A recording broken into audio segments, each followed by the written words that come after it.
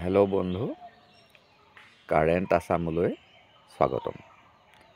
আজি আপোনালোকক মই সাঁচি গছৰ বিষয়ে এইটো ক'ব বিচাৰিছোঁ যে আমি সাঁচি গছৰ যেনেকৈ বিভিন্ন জাত আছে, ঠিক তেনেকৈ সাঁচি গছৰ পোকৰো বিভিন্ন জাত আছে।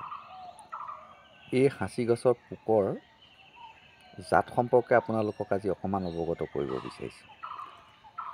এই সাঁচি পুলিটো দেখিছে, ইয়াৰ তলত আপুনি চাওক কেনেকৈ গুবিলাক পৰি আছে, দেখিছেনে? প্ৰকাণ্ড ডাঙৰ ডাঙৰ পৰি আছে। কিন্তু কাষত এটা পুলি আপুনি চাওক পোকে খাই আছে। এই পুলিটো চাওক, এই পুলিটোৰ গুৰিত আপুনি মন কৰক, যিখিনি দানা দেখিছে খুব মিহি মিহি দানা আছে, আৰু এই পুলিটোৰ গুৰিত চাওক মোটা মোটা দানা আছে। মানে ইয়াৰ জাত বিভিন্ন পোকৰ জাত আছে। এয়া চাওক,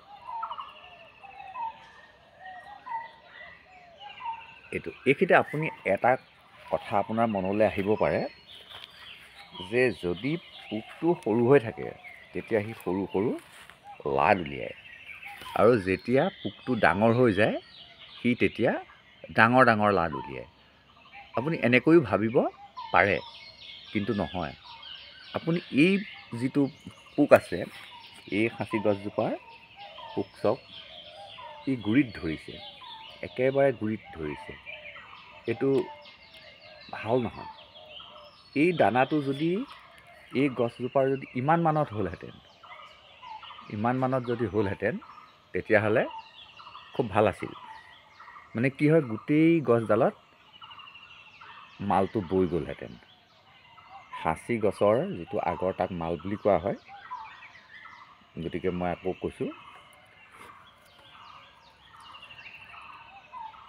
ইয়াৰ কিন্তু একেবাৰে গুৰিত ধৰাৰ কাৰণে লছ হৈছে, কাৰণ সি মাল ওপৰলৈ নাহে। সাঁচি গছৰ মাল কেতিয়াও ওপৰলৈ নাহে, সি সদায় ওপৰত লাগিলে তললৈ যায়। এতিয়া আপোনাক এই কথাটো কৈ আছোঁ কেলৈ, যে মই যিটো আৰ্টিফিচিয়েল কৰাৰ কথা কৈ আছোঁ, সেই আৰ্টিফিচিয়েলটো যেতিয়া আপোনালোকে কৰিব, গুৰিত নকৰিব। এনেকৈ গুৰিত নকৰিব, তাক আপুনি যিমান পাৰে ওপৰলৈ কৰিব। ইমান ওপৰলৈ কৰিবলৈ যত্ন কৰিব যাতে মানুহজনে চুই মোহাৰি পৰীক্ষা কৰিবলৈ সুবিধা নাপায়। কাৰণ আমি বেপাৰীজনক ঠগিবলৈ যোৱা নাই। মই আকৌ কৈছোঁ যে আমি বেপাৰীজনক ঠগিবলৈ যোৱা নাই। আমি যিকণ আৰ্টিফিচিয়েল মাল বনাম, সেইকণো কিন্তু ডেগত, মানে সাঁচি গছৰ আঁতৰ উলিওৱা যন্ত্ৰটোক ডেগ বুলি কোৱা হয়, ডেগত দিলে তাৰ পৰাও মাল ওলাব। A গ্ৰেড মাল নোলায়, C গ্ৰেড মাল ওলাব। সেইটো বজাৰত বিক্ৰী হৈ যাব, আৰু সেইখিনি এনেকুৱা উন্নত মানৰ যন্ত্ৰত পৰীক্ষা কৰা হয়। আপুনি এটা কথা মন কৰিব পাৰে যে আমাৰ পুৰবী চেণ্টাৰবিলাকে যে গাখীৰ লৈ থাকে, তাত এটা মেচিন আছে। সেই মেচিনটোত গাখীৰখিনি দি দিয়াৰ লগে লগে তাত ফেট কিমান, ৱাটাৰ কিমান আপোনাক লগে লগে দেখুৱাই দিব, আৰু সেই অনুপাতেহে আপুনি পইচা পাব। ঠিক তেনেকৈ এই সাঁচি গছৰ যিখিনি আগৰ হ'ব, সেই আগৰখিনিও টেষ্টিং মেচিন আছে। সেই মেচিনত যেতিয়া টেষ্ট কৰিব, তেতিয়া তাত কিমান A গ্ৰেডৰ, B গ্ৰেডৰ, C গ্ৰেডৰ মাল আছে সেইটো ওলাই পৰিব, আৰু C গ্ৰেডৰ হ'লে তেওঁ C গ্ৰেডৰে মাল দাম পাব, তেওঁ কেতিয়াও A গ্ৰেডৰ নাপায়।